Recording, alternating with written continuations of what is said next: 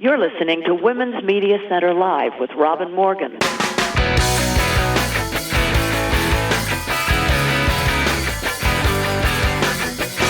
Welcome to Women's Media Center Live. I'm Robin Morgan.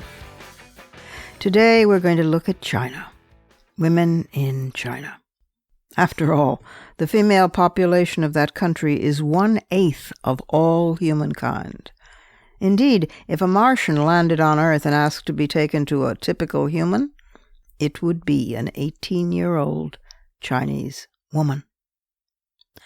While we can hardly be exhaustive on the subject of a many thousand years old civilization, we can look at some of what's happening in China today, specifically to women, and we can do so through the lens of an extraordinary filmmaker, who is my guest for today's conversation.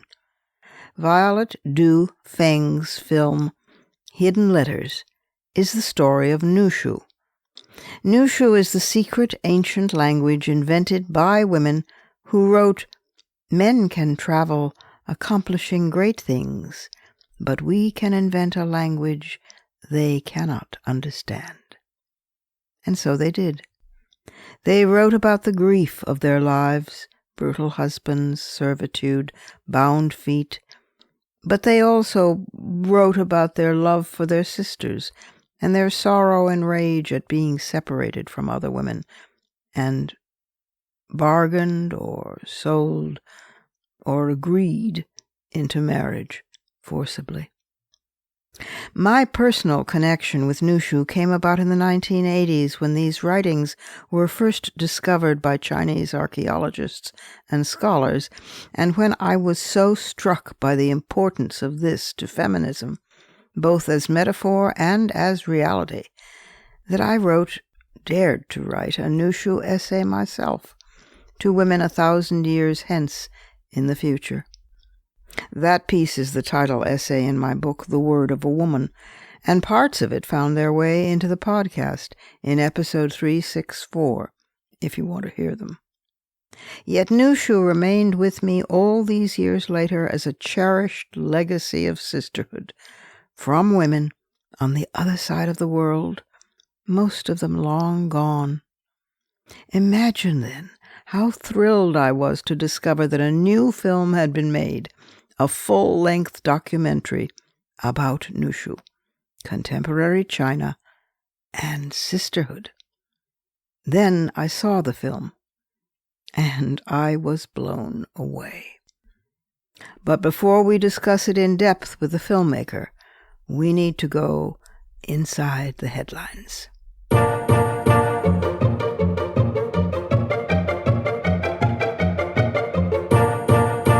I must begin by apologizing to and asking the indulgence of any native Chinese speakers who will hear me mispronounce names. Even peeking inside the headlines of this most ancient civilization is to risk vertigo. So let me say at the start that no, we are not going to look at Wu Zetian, the sole Chinese woman emperor, not empress, emperor, who ruled from 665 to 705, was a brilliant politician and strategist militarily, and who patronized Buddhism. Or John King, Madame Mao, demonized for being female. Or Taiwan, the Cold War, Yin Yang, or the Uyghurs. We will look at a few specific issues in contemporary China and Chinese feminism, and we have to start with the numbers. Chinese men outnumber women by 33 million people after decades of gender bias. The gender ratio at birth is still dangerously high, with 115.88 boys born to every 100 girls. The official Xinhua news agency reports that. The ratio is higher than in any other country. According to the National Health and Family Planning Commission, it is the most serious in the world, and has lasted for the longest period of time and affected the largest number of people. The commission adds that the government plans to crack down further on blood testing to determine the sex of a fetus, as families continue to send blood samples overseas for testing to circumvent a domestic ban on the practice. The government reiterated warnings to agencies who make money sending the samples overseas, reminding the staff that these acts are illegal. The sex imbalance in China's population can be traced back to the start of the one-child policy during the 1970s. Gender studies scholar Lu Pin, who edits the online newspaper Women's Voice, says that the policy joined with a preference in Chinese traditional culture for sons, of course, male heirs, whose duty it is to care for parents in old age. It was as if the government colluded with the idea that boys are more valuable than girls, and neglected at the time to educate the public that girls were just as precious and desirable. Since then, to its credit, the government has tried to remedy this, but it turned out it was about 30 million men too late. The one-child policy has caused other problems, too. There's an aging population, and the burden on younger relatives is growing heavier at a time when China's social security and welfare system is less than ideal. Restrictions have been eased on the one-child policy, but women's rights campaigners in China say the changes are not that likely to reduce the number of forced abortions and female infanticide or abandoning of girl babies, or to ease human trafficking in the country, due to the growing number of rural men who cannot find wives. Meanwhile, another revolution is brewing, and it isn't just tennis stars like Ping Shui who have accused important men of sexual harassment and assault. The Me Too campaign, surfacing from its semi-underground status in 2019 and 2020, has been sweeping the nation with accusations against academics, sports figures, business executives, even TV personalities. A young woman who goes by the pseudonym Little Spirit accused a veteran journalist and online political commentator of rape, from prompting 6 other women to similarly accuse him. The founder of a major NGO charity confessed to accusations of sexual assault, quitting the organization after being accused by more than 20 women. A well-known lawyer who sat on the board of a telecom equipment maker resigned after press reports that he was being investigated for sexually assaulting his adolescent foster daughter. And although he was subsequently let off, the public was so enraged that he has now been deported. A prominent professor was stripped of his post as vice president of the graduate school at Beijing University due to multiple allegations of sexual misconduct. As of January last year, the hashtag #MeToo had hosted more than 77 million posts on the platform Weibo, although most are no longer accessible. Censoring and defamation lawsuits lodged by powerful men have had a muzzling effect. Nevertheless, last December, hundreds of young women traveled thousands of miles to converge on a Beijing courthouse, chanting, "We demand an answer for history." That particular high-profile case involved an intern who dared strike back at the authorities and who had alleged that a popular TV host had forcibly groped her. He filed a lawsuit demanding $95,000 in damages, but failed to show up at the hearing. Meanwhile, known by her nickname, Zhan Zi, she has filed a countersuit and become a leading voice of feminism in China. Chinese scholars conservatively put the number of Chinese women who have suffered sexual harassment at 25 to 30%, but surveys over the past decade report numbers as high as 80%. Experts say few women seek legal recourse. The country still has a, quote, blame the victim culture, says the founding director of the Maple Women's Counseling Center, one of China's earliest women's rights NGOs. Many victims don't come forward from the shame of having felt that they must have done something wrong, saving face rather than seeking justice. But this is changing. Then there's violence against women itself, a huge subject. Just this past week, on June 10th, in the northeastern city of Tangshan, a group of 9 men attacked and brutally beat 4 women in a public restaurant after one of the women just brushed the man's hand away when he tried to touch her face out of nowhere. The men kicked and punched and dragged the women as numerous bystanders watched. 4 women were injured in the incident, 2 of them hospitalized.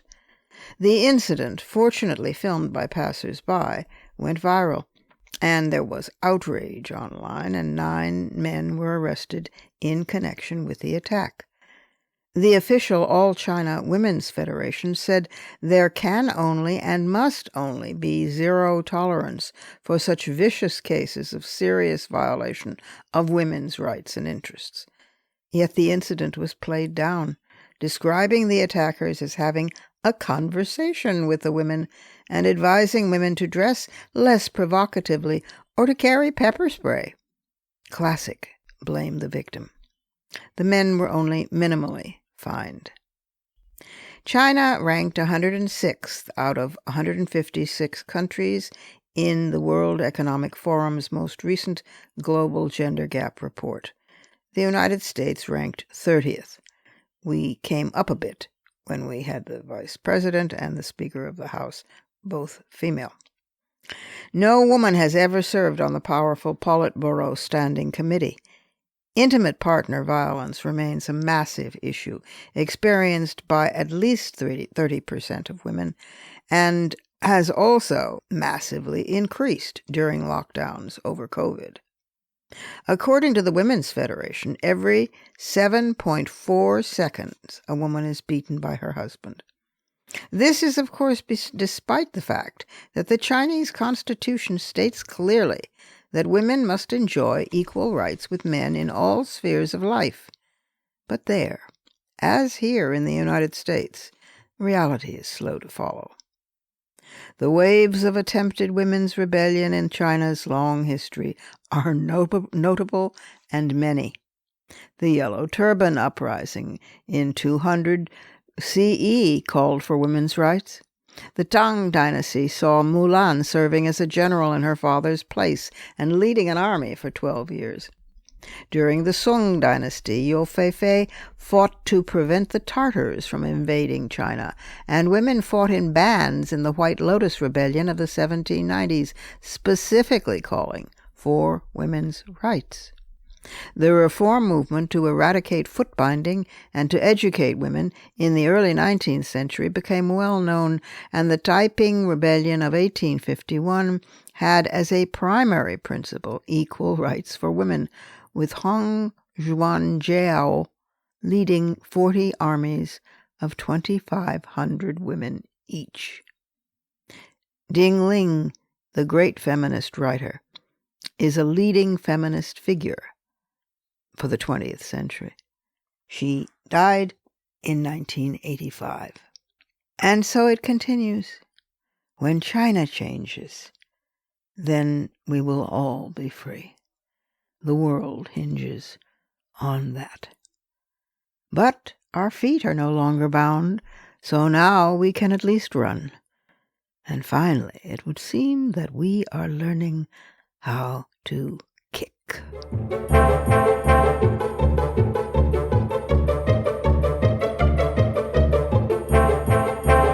It's time for our first break, but we will be back directly with Violet Du Feng and her film Hidden Letters.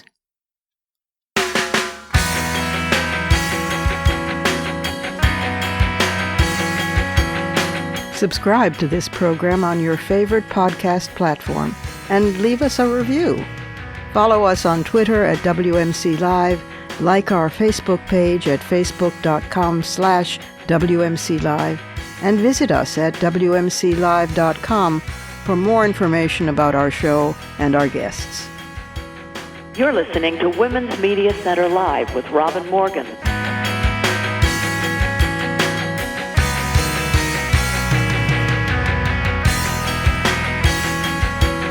My guest for today's conversation is Violet Du Feng. She's a documentary filmmaker and a 2018 Sundance Creative Producing Fellow. And I do mean they call them fellows.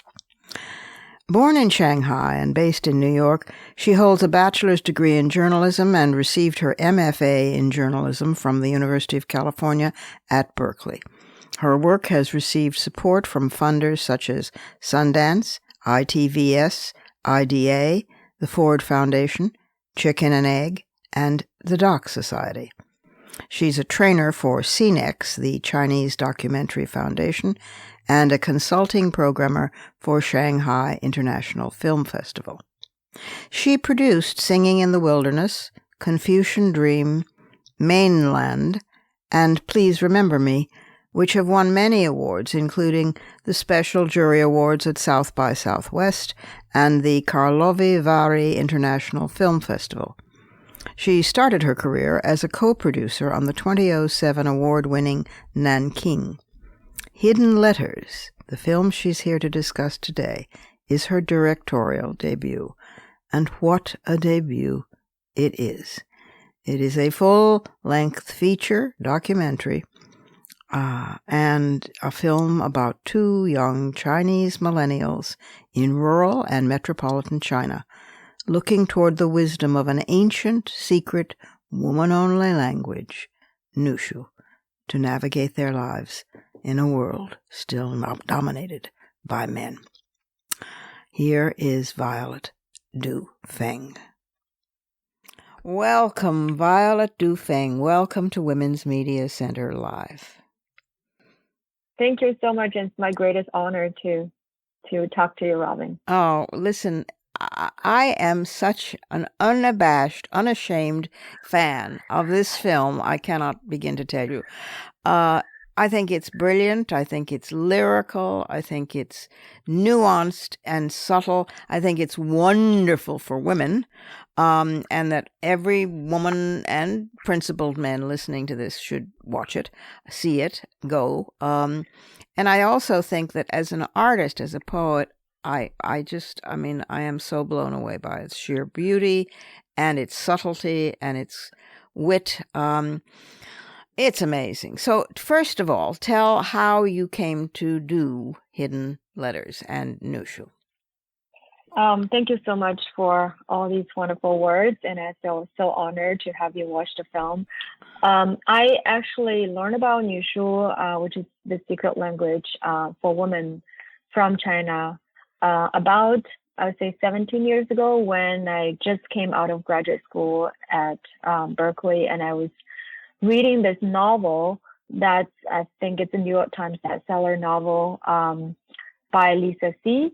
It's called Snowflower and the Secret Fan. It's actually based on the secret language, Nushu. And I was really blown away by the book and also in disbelief. And to a certain degree, I felt ashamed of not knowing, as a Chinese woman born and raised in China, about the secret language. I felt it's an important part of women's history.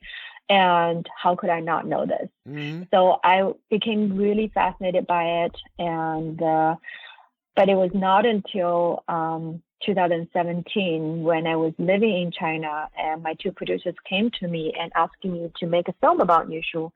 And at the time, when I was living in China, I was there for 7 years, and I got married and had a child. And all of a sudden, I felt a sense of betrayal by the society's expectations for me to be a mom and a wife and all the traditional roles as women to take care of the family. And to me, it was very shockingly surprising because I was more raised in a communist time in China, and I was born and raised in Shanghai. And because my mom was the first generation of medical staff from the family, she took great pride in her career. So I was mostly raised by my dad, who's an artist, and he always pushed me to dream as high as I can, even higher than boys. So in my dictionary, I never thought that, there's a certain role that I have to fit until that moment. And I realized that it's not just me, it's all the girls and all my girlfriends around me who's feeling the same. And I started to ponder on it. And I felt it was, with all the social changes that are happening in China, how the capitalist, kind of really expanded gender income gap, and then also how the reproductive pressures started to really, like overwhelming women from one-child policy all of a sudden to being encouraged to have 2 or 3 kids while there's no support, and there's also like tremendous workplace discriminations against women. So, and then I felt not only betrayed, but also like a sense of being stifled and trapped. And I was very much trying to make sense of myself with my own career as a filmmaker and also as a mom, and as a Chinese woman. So when they came to me about this project, and I said that, okay, if there's a way I can tie the history of Nushu with the contemporary story of where China is and where women is in China right now, then maybe I have a story that I personally really wanted to tell. Wow. Well, you told it. Did you ever tell it? Listeners, it is a full-length documentary. And I don't know what to call it. I mean, of course, in all the film festivals in which it has been entered, and it's just finished a run with the Tribeca Film Festival where it premiered, in all of these, it's entered as a documentary. But it is also, and I don't mean to muddle the categories here, but frankly, it is also docu-art. I mean, it is so profoundly moving. I've watched it 3 times now, and I've cried every time. It is Thank you. It is intergenerational. It is cross-cultural. It applies to Western women and to Southern women and to Northern women and to women in all directions. And it is so personal as well. The 2 women who are the major protagonists, there are 3, because actually one of them is one of the last Nushu writers, and she can read and write. Nushu, the elderly woman who is so wonderful and so beautiful. But the 2 younger women, one rural and one urban, how did you find these 2 women, and how to tell that story? Yeah, so my casting pool is not that big because there are only 7. Now that recently one of them just passed away. There's only 7 government certified Nushu practitioners, although there are some other women who are learning Nushu and find interest in, practicing the language also, who are not certified.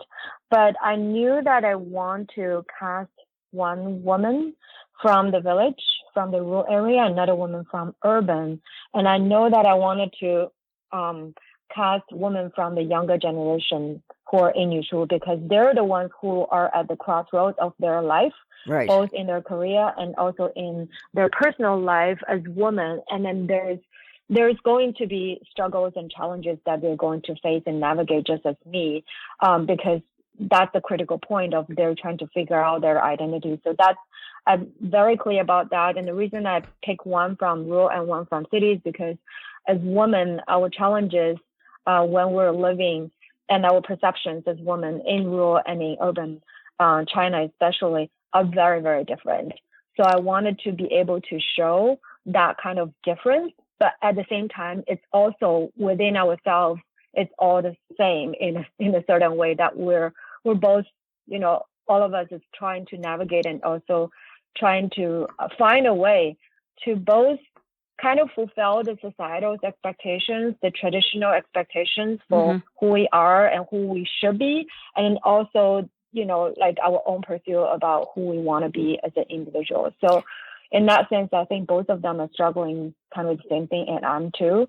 So that's kind of the process. And when I first went to the rural area, Huxing is the youngest certified practitioner, and she's actually the face of Nushu and also the tour guide of the Nushu Museum that's in the local area. And at the time first I met her, she was just really honest with me of the work that she does, and then she said that if it's not Nushu, she would have been just a farmer. And I really appreciate her honesty. And at the end of the interview, she kind of mentioned to me that she worried a little bit that there's no younger girls to carry her torch, because she worried that if one day she's going to have a baby, she's going to step into more as, a mom. She wouldn't have that much time for Nushu. So who else is going to inherit her role?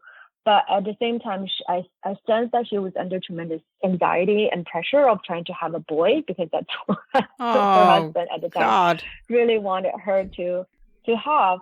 So before the second time I went to visit her, I called her and I said that I would like to speak to her husband. And that was the moment that she started bawling over the phone and said that 3 days ago she was divorced. And I just picked up my camera and I rushed over to her. And she was still in a state of really devastated. And we just opened up, and then, I really felt her. I mean, that moment I started to feel, oh my gosh, she's this, I felt like she's a sister, Yes. And this is the price. This is the very personal price that in some way each woman pays. Not necessarily a divorce, maybe it's something else, but it always comes down to some kind of cost which a society, not just Chinese society, but which patriarchy exacts from these individual people.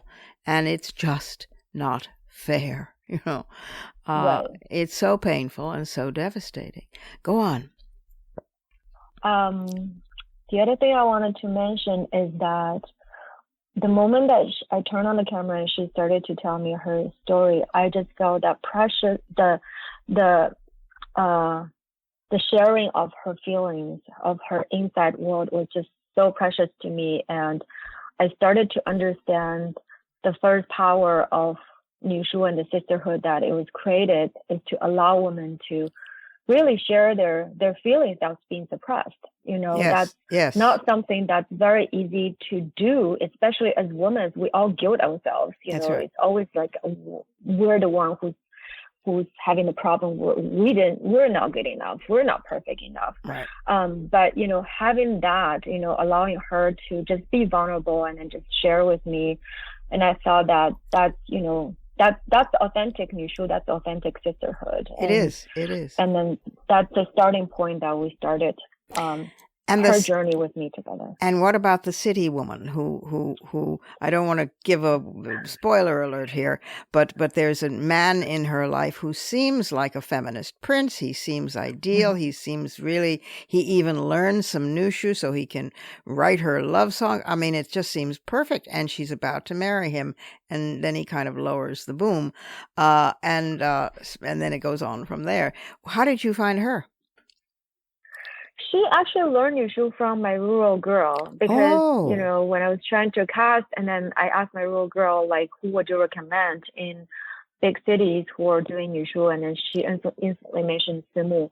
I had a first meeting with Simu, and in my mind, I have, envisioned somebody who's like total fierce on the outside and a rebellion, as an urban young girl. But she's the opposite. She's very elegant. She's very proper. Right. But then I realized, oh my God, her inside is fierce. And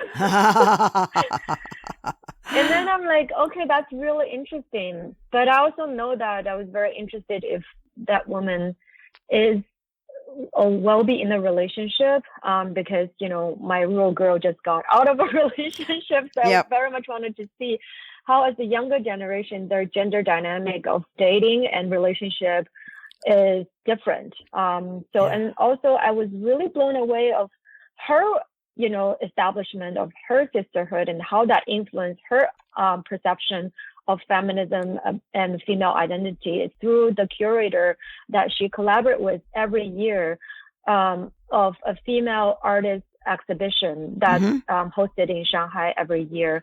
And through that collective group, she actually was able to express her own voice through Nushu. Nushu is her agency to recreate art and express her own voice. And I thought that's like really, really fascinating. And just to see like how that, changes, like through the art that she did, and then how that reflects on that as who she is. And I thought that's like so powerful and also so like connected in a different way to Nushu.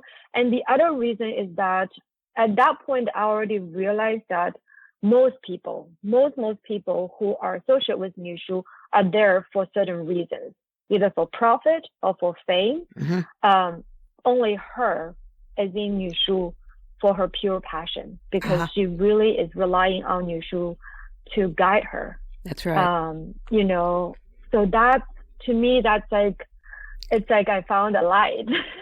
the commercialization. I mean, it's so funny because they ignore, and bury something until it becomes unbearable anymore, and then they immediately move to commercialize it and to abscond with it, to appropriate it. So you have the government coming in, and you have all this celebration of Nushu suddenly official. Right. Even with, possibly Nushu being written, this secret language that women wrote to each other, and were buried with because it was so private. And it was so filled with grief. You suddenly have it so commercialized, they're thinking of putting it on KFC, and they're thinking Kentucky Fried Chicken, and of putting it on golden chopsticks. It is extraordinary because, of course, this is the new capitalist, as it were, China, whatever it might pretend otherwise. And the women who try to resist that, the elder who reacts with wry, brilliant humor to the iPhone with Nushu in it, and the consciousness raising group being the only, I call it that because that's what we called it here, but the group of women who get together and talk about their lives will once and forever undo any Western notions about Chinese women, because those exchanges, the woman who wanted to be a singer and quietly weeps because it's not possible anymore, because she has a family, because she has a husband. These individual lives and their cost is profoundly moving.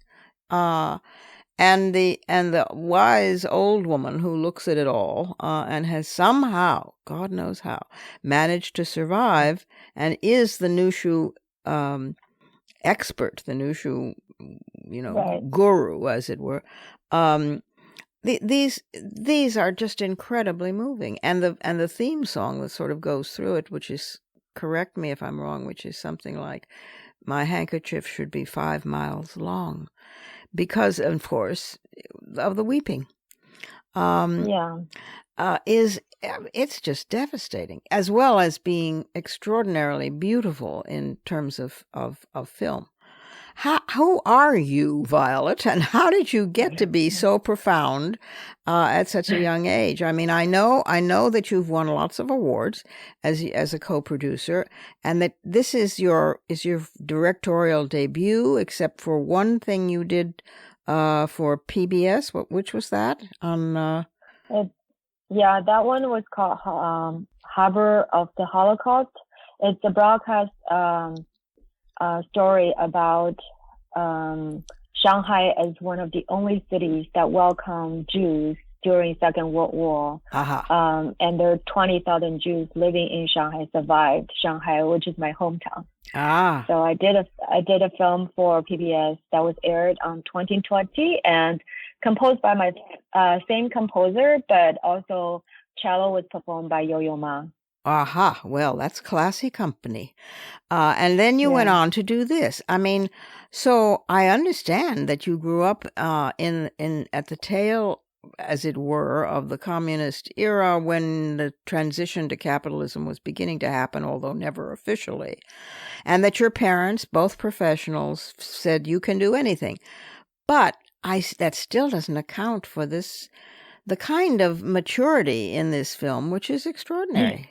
I mean, I want to say, who the hell are you?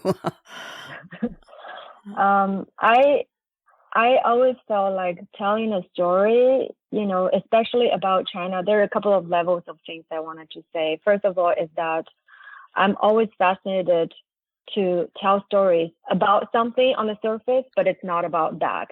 Right. On the, deeply. And then that's what like really interests me. So I feel like Nushu is the agency that can open up so many layers in the story instead of just telling you what I'm thinking about the problem of the society, but through Nushu, it's a lens to see all these aspects, in which I found it's like a tremendous agency. So yes, it is about Nushu, but it's also not about Nushu. And the other thing that I always felt so important as a Chinese is that, especially living in the Western world, is that I have the responsibility to tell a story about my country, my people, that is different from the mainstream Western medias that stereotypically portray China.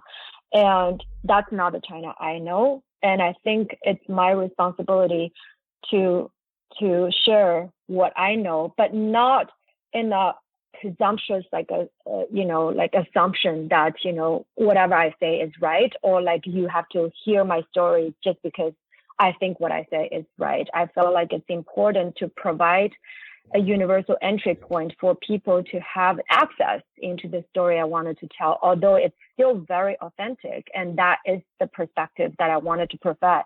And that perspective is not only that I think that people probably haven't heard of, it's also for the main society of China. It is the urgent and needed perspective. And it's a perspective that's also, people in my country needed to hear as well. So I think those are like guidelines that I require myself to, when I make a film, to have to fulfill that. Otherwise, I don't think I'm being a responsible storyteller, because at the end of the day, our stories is to impact and influence people. And if I don't feel confident that my story is justifiable to impact the people the way that I want to, then I feel like I don't have the place to tell that story. So I use that as criteria to challenge myself. So for a long time, I know that these are the layers I want to peel off and I wanted to include in the film, but I constantly asking myself, am I right? Am I right in this? Are women issues really that urgent in China? And again, from what I see, from what I experience, from what I feel, even going to like one day I go to a nail salon to pamper myself, even the woman in the nail salon share exactly the same frustration, like I have, again, yes. I was telling myself, okay, because then also it's a topic that you're not really allowed to, say much in China about gender equality, because, it's in the constitution. It's not supposed to be something that it's not equal, right? So it's like I have to take risk and just embrace that, this is right. So, and well, you're going to be backed up by reality more and more because of the sexual harassment scandals and the tennis player and many other things, which sooner or later the All China Women's Federation and the government are going to have to be a part of. So they will have to live up to their revolutionary ardor. And I think you have contributed greatly toward that, as well as sending out flares to the rest of the world and women in other societies that we're all very much in the same boat, or rather the sets and the costumes might change, but the script is deplorably the same. And I think that's where the sisterhood that Nushu so represents comes into play so beautifully, because the language has endured for thousands of years, and it's still a possibility in schools. It's still a gathering point, a nexus for women to connect over, as they do, in fact, in the film. Now, tell us where and how people can see this, because the festival is just about over, but there are other festivals, yes, and they can see it online or at PBS. So you take it away and tell about that. Sure. I think that people can follow us on our website, and if there's upcoming festivals, we'll update all the information on that. And then, we are going out to festivals not only in the U.S. but also internationally as well. So people from around the world can stay tuned at www.hiddenlettersfilm.com. Or you can just follow us on social media, on Instagram and Facebook. Just search for Hidden Letters Film, and then you'll find us, and we'll post all the information there. And for people in the U.S., we are going to broadcast the film next year. Haven't decided yet when, but spring to like early summer. It's going to be on Independent Lens, PBS. So people can look out for that. And I hope that people can send a way for it at a certain point. Maybe they can contact you via the website as well, to show it to classrooms, to get it somehow into the mainstream of realization about women, because it kicks aside stereotypes about Chinese women. It kicks aside stereotypes about women. It is, as I say, a profound and beautiful and educational film. But it's not a vegetable. It's not good for you like a vegetable. It's just, you need to have a big box of Kleenex tissues beside you, or at least I do whenever I see it. Oh, Violet, thank you so much, and thank you for being with us today on Women's Media Center Live, and thank you for making this film. I look forward to the rest of your life and many other films that you will make. So I will murder this now, of course, in Chinese, but I will try it anyway. Xie xie mei mei. Thank you so much, Robin. You're my sister now. Now for our final break, but I'll be back in just a moment with some fighting words.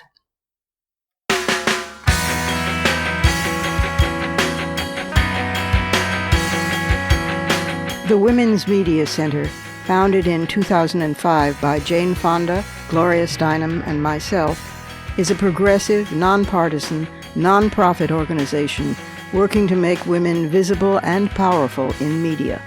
You can learn more about the WMC at womensmediacenter.com. You're listening to Women's Media Center Live with Robin Morgan.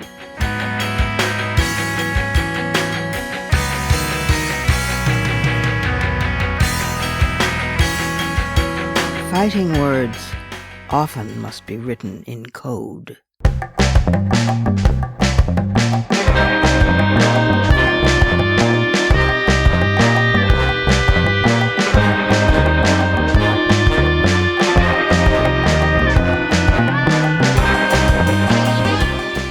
New revelations coming out of the January 6th Congressional Committee this past week raised the hair straight off my head.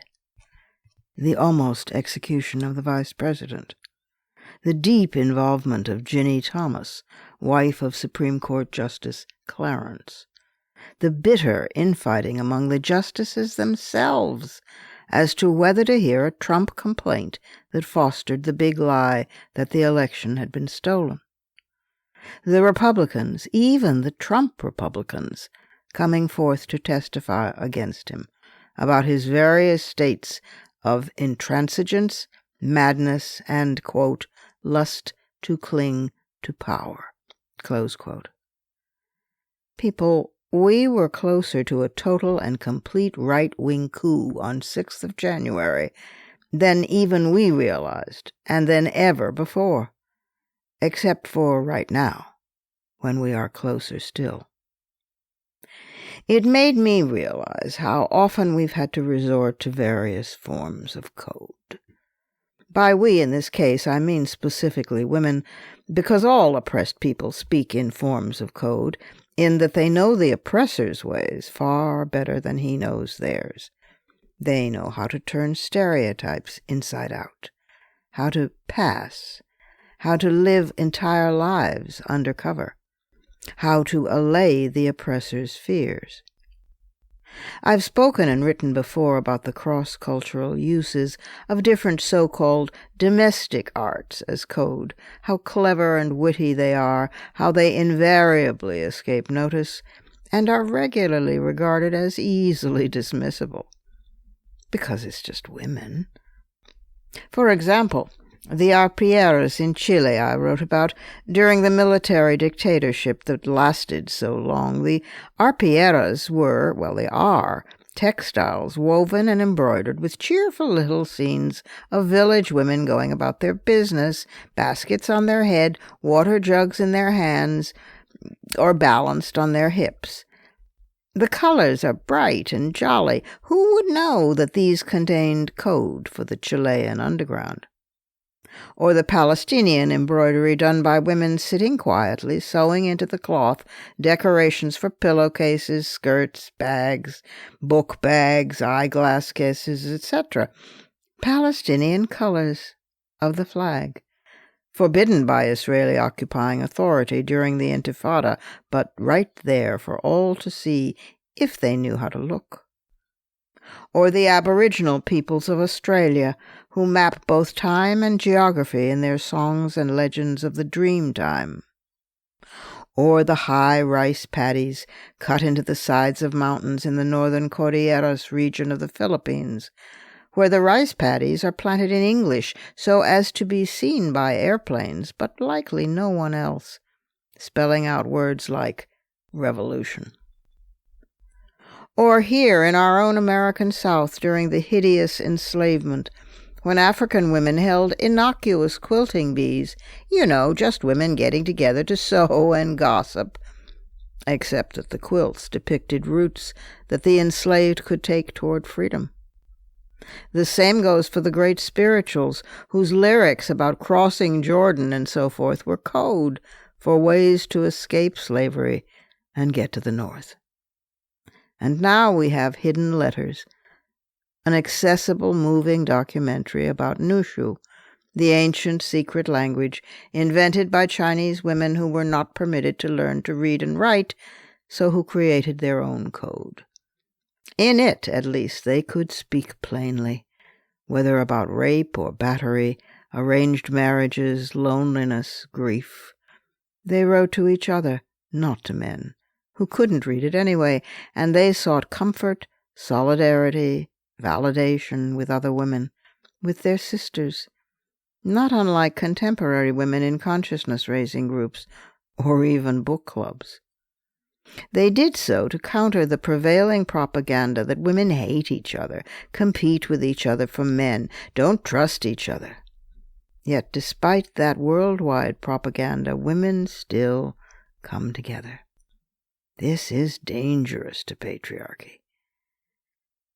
Because if you don't have that outlet, if you don't have somehow, some way, somewhere, a means to create that code, to forge a language that the powerful cannot decipher, if you don't have that way, then it's just you, alone. And you will, simply, no hyperbole, go mad. I think about this quite a bit lately, as the words from Washington, D.C. and Mar-a-Lago and Wall Street ring more and more ominously. Words are all I have.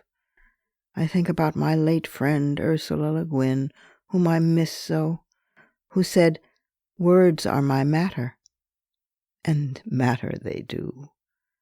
I think of how the great Toni Morrison wrote an entire brilliant novel in a sort of defiant code, a novel in which she never once noted the race of the major female characters, but left it up to us to determine. I think of the wit and the wisdom that code demands. I think of poetry, the rock on which I stand, which is still the ultimate form of code. Metaphor, density, distillation. Perhaps we would all do well to think about this subject more these days. Those are my fighting words.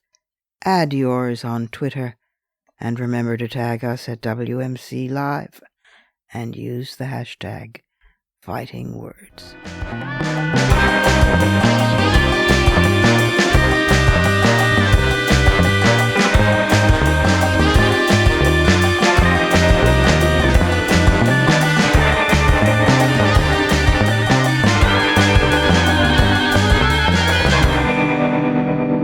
And that's our show for this week. You can follow me on Twitter, Facebook, and now Instagram at The Robin Morgan. And you can check out my blog at robinmorgan.net and find my latest book of poems, Dark Matter, and my brand new novel, Parallax, wherever books are sold. Opinions expressed on this program do not necessarily represent the Women's Media Center. Here's the family for Women's Media Center Live. Executive producer as well as founding and sustaining sponsor, Regina K. Scully. WMC president and co-executive producer of this program, Julie Burton. I'm Robin Morgan, your producer and host. Thank you for being with us. Join us again next time on Women's Media Center Live.